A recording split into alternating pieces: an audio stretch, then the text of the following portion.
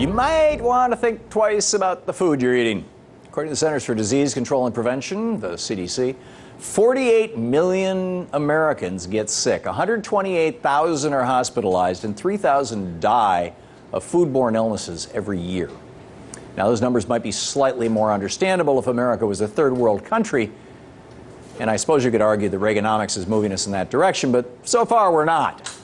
Yet somehow the food industry and our government are still letting millions and millions of Americans get sick each and every year from completely preventable foodborne illness. The fact is that our food safety system is completely out of whack.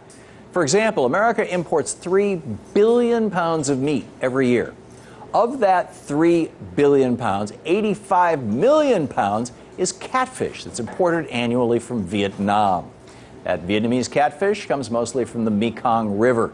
And according to the Economy in Crisis blog, each year 220,000 tons of industrial waste is dumped into the Mekong River, not to mention all the human waste that goes in there.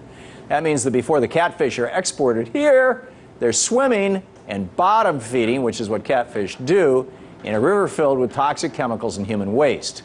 Yum. The Vietnamese catfish story is just one example of how broken food safety is in America today. A major reason for that is an incredible lack of federal funding, something also known as Republican austerity. As the Economy in Crisis blog points out, the FDA has nowhere near the money it needs to keep Americans safe from tainted food. In fact, the FDA only has the resources to inspect 1 to 2% of food imports.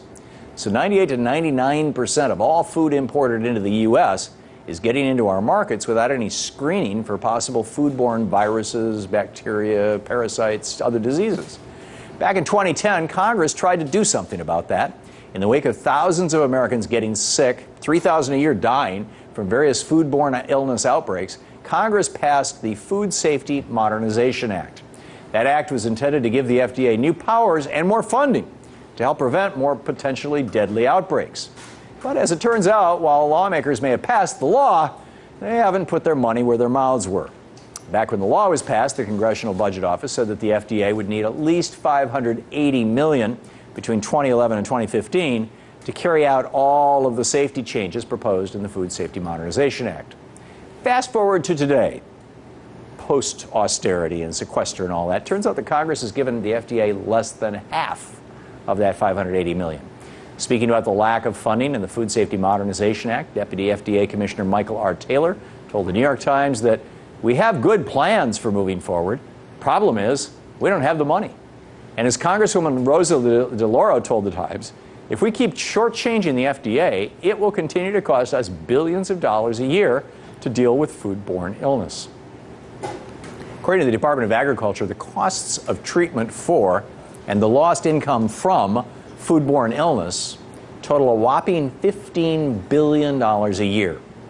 So not only is our out-of-whack food safety system failing to save American lives, it's also costing us billions and billions of dollars every year. Something needs to change, and it needs to change now. First,